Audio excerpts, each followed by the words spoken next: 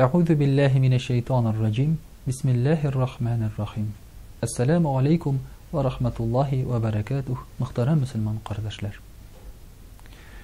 Allah-u Teala kişiye rızıklar, kiyimler, mal, yurt, cihazlar, umumen bu dünyadaki bütün baylıkны berdi. Kişiye olanı cidişli itip berdi. Kimgedir jetmeyken elbette gayip anın özündegine. Ул ия булган малда түгел. Мөхтәрәм кардәшләр, менә шушы малларыбызны ничек эшләргә, ничек тотырга, кая, ничек итеп без аны сарыф итәргә тиешбез. Шуның турында динебездә берәр нәрсә әйтелә микән? Пәйгамбәрбез саллаллаһу алейхи ва саллям әйтә: Ашагыз, эчегез, акчаларыгызны, малларыгызны тотыгыз ди. Әмма бу исраф булмасын һәм тәкәбберлек өчен булмасын ди. Muhterem kardeşler, təmli aşavda, matır kiyinüdə naçar əybiri yox. Allah-u Teala bizni bunun için tənqidləmidə, əkirisinçə Allah-u Teala birgən malın özünün kişinin üstündə körürgə tili, yarata, çünki olanı kullanır için birdi. Lakin ol bulmasın israf, lakin ol bulmasın təkəbbürlük için. Nəsə degen söz son israf. İsraf ol muhterem kardeşler, akşanı artık tutu. Yani şamasın bilmeyce. Ona sulga taratu. Lakin ulgana da israf tugul. Uzin ala almagan, akşan jitmegen eybirge akşa tutu. Mene bu muhterem kardeşler israfının asıl mağanası. Mesela sen kibetten alıp kaytasın, bik kıybatlı rızıklar. Bir kine aldı aşadın sinanı. Қалған вакытта ашарыңа анда ризык калмады, акча калмады. Сен истеңә алып килдең бик кыйбатлы ниндидер брендлы кием. Әмма хәзер синең башка кием аларга акчаң калмады. Безнең качагында шулай була бит. Кыйбатлы костюм аласың, ботинкага акча калмый. Кыйбатлы ботинка аласың, чалбарыңа акча җитми. Менә бу атала исраф ди.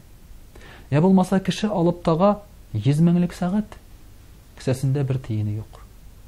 Менә бу исраф дип атала. Кайбер кешеләр алалар машина, кайсы берсе бурычка, кредитка, көпчәкләрен алыштырырга акчасы юк. Менә бу исраф. Ягъни акчасын ул мөхтәрәм кардәшләр тота белми, тоткан акчасы аңа җитми, эшләгән акчасы җитми. Менә шушы ул исраф. Әгәр игътибар итсәк, бу исраф авыруына бик күп кешеләрнең дучар булуын күрәбез. Мөхтәрәм кардәшләр, тәкәбберлек. Менә кай чагында без тәкәбберлек өчен акча тота башлыйбыз. Әйтик, мәсәлән, синең йортың.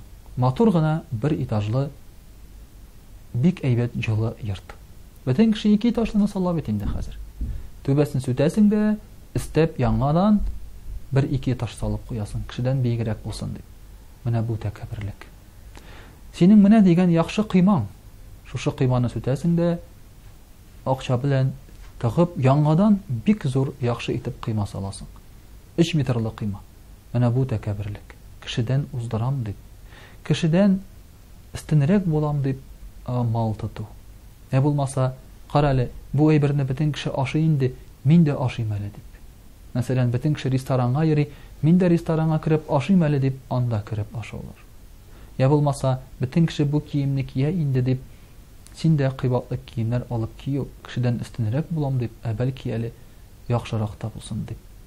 Менә шушы башка кешедән үзеңне яхшырак итеп тотар өчен ашау, эчүләр, киенүләр, акча тотулар, машина, йорт алыштырулар бу тәкәбберлек өчен була.